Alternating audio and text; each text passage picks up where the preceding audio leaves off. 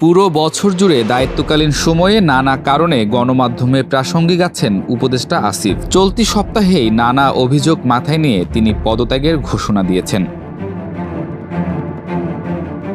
এদিকে আগামী সপ্তাহে নির্বাচনের তফসিল ঘোষণা করবে কমিশন। আসিফ বলেছেন, নির্বাচনের তফসিল ঘোষণার আগেই তিনি উপদেষ্টার পদ ত্যাগ করবেন।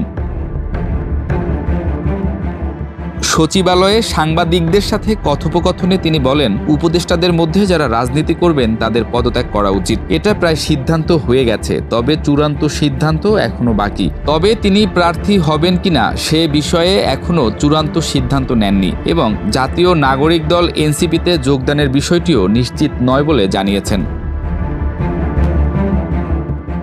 আসিফ মাহমুদের বিরুদ্ধে সবচেয়ে গুরুতর অভিযোগ এসেছে রাজধানীর গুলশানে সাবেক সংসদ সদস্য শাম্মী আহমেদের বাসায় চাঁদাবাজির ঘটনায় সংশ্লিষ্টতার। গণতান্ত্রিক ছাত্র সংসদের বহিষ্কৃত নেতা জানে আলম অপুর ৩৫ মিনিটের একটি স্বীকারোক্তিমূলক ভিডিওতে উপদেষ্টা আসিফের নাম উল্লেখ করা হয়েছে। এই অভিযোগ প্রসঙ্গে আসিফ মাহমুদ বলেছেন, নামটা আসার পর অবাকই হই। চাঁদাবাজিতে আমার কোনো সংশ্লিষ্টতা নেই। ৫ আগস্টের পর অপুর সাথে আমার কোনো কথা হয়নি। তিনি এই অভিযোগকে সম্পূর্ণ রাজনৈতিক উদ্দেশ্য প্রণোদিত বলে দাবি করেছেন। অপুর স্ত্রী দাবিতে কাজী আনিশা অবশ্য দাবি করেছেন, তার স্বামীকে আটকে রেখে জোরপূর্বক স্বীকারোক্তি নেওয়া হয়েছে এবং এর পেছনে একটি রাজনৈতিক দলের ইন্ধন রয়েছে।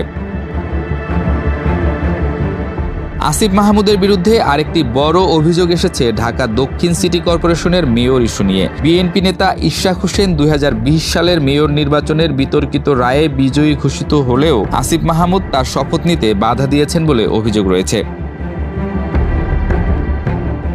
এ নিয়ে গত ৪০ দিনের বেশি সময় ধরে ঢাকা দক্ষিণ সিটি কর্পোরেশন কার্যত অচল হয়ে আছে। নগর ভবনে ইশরাকের সমর্থকদের অবস্থানের কারণে সাধারণ নাগরিকদের সেবা বন্ধ হয়ে গেছে। ইশরাক হোসেন আসিফ মাহমুদকে পুরো ঢাকাবাসীকে অপমানকারী বলে অভিহিত করে তার পদত্যাগ দাবি করেছেন। বিএনপির উচ্চ পর্যায়ের নেতা সালাউদ্দিনও এই বিষয়ে তদন্তের দাবি জানিয়েছেন। আসিফ মাহমুদ সজীব ভুঁইয়া ২০২৪ সালের ৫ আগস্ট শেখ হাসিনা সরকারের পতনের পর গঠিত অন্তর্বর্তী সরকারে যোগ দেওয়ার আগে ছিলেন বৈষম্য বিরোধী ছাত্র আন্দোলনের অন্যতম নেতা। তবে এনসিপির নেতারা স্বীকার করেছেন যে উপদেষ্টা হওয়ার পর তার হাত ধরেই চলছে বৈষম্য। ডক্টর ইউনূসের নেতৃত্বাধীন অন্তর্বর্তী সরকারে তিনি দুটি গুরুত্বপূর্ণ মন্ত্রণালয়ের দায়িত্বে রয়েছেন, তবে তার কার্যকাল নিয়ে বিতর্কের অন্ত নেই। বিশ্লেষকদের মতে বর্তমান অন্তর্বর্তী সরকারের পররাষ্ট্র মন্ত্রণালয় সিদ্ধান্তহীনতা ও সমন্বয়হীনতায় ভুগছে। খলিলুর রহমানকে জাতীয় নিরাপত্তা উপদেষ্টা হিসেবে নিয়োগ দেওয়ার পর পররাষ্ট্র মন্ত্রণালয়ের ভূমিকা ক্রমশ হ্রাস পাচ্ছে বলেও দাবি করছেন অনেকে। এমনকি এই পরিস্থিতিতে বিভিন্ন দেশের সরকার ও আন্তর্জাতিক সংস্থা পররাষ্ট্র মন্ত্রণালয় পাশ কাটিয়ে সরাসরি প্রধান উপদেষ্টার কার্যালয়ের সাথে যোগাযোগ করছে। অন্তর্বর্তী সরকার আগামী বছরের জুনের মধ্যে নির্বাচন অনুষ্ঠানের প্রতিশ্রুতি দিয়েছে। এই প্রেক্ষাপটে বেশ কিছু ছাত্রনেতা জাতীয় নাগরিক পার্টি গঠন করেছেন।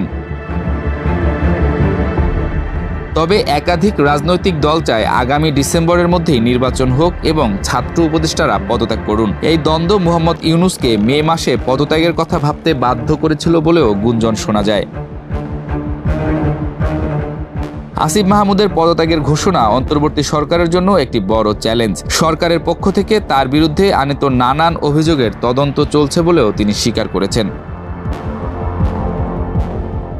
তার পদত্যাগ শুধুমাত্র ব্যক্তিগত সিদ্ধান্ত নয়, বরং এটি বাংলাদেশের রাজনৈতিক উত্তরণ প্রক্রিয়ার একটি গুরুত্বপূর্ণ মাইলফলক। ছাত্রনেতারা কিভাবে প্রাতিষ্ঠানিক রাজনীতিতে প্রবেশ করবেন এবং গণতান্ত্রিক মূল্যবোধের সাথে সামঞ্জস্য রেখে কাজ করবেন তার একটি পরীক্ষা হতে পারে আসিফ মাহমুদের এই সিদ্ধান্ত। এমন মন্তব্য ভাসছে সমাজ পাতায়। আগামী দিনগুলোতে তার বিরুদ্ধে আনীত অভিযোগগুলো প্রমাণিত হওয়া এবং তিনি কী ধরনের রাজনৈতিক ভূমিকা পালন করেন এর উপরেই নির্ভর করবে তার রাজনৈতিক ভবিষ্যৎ।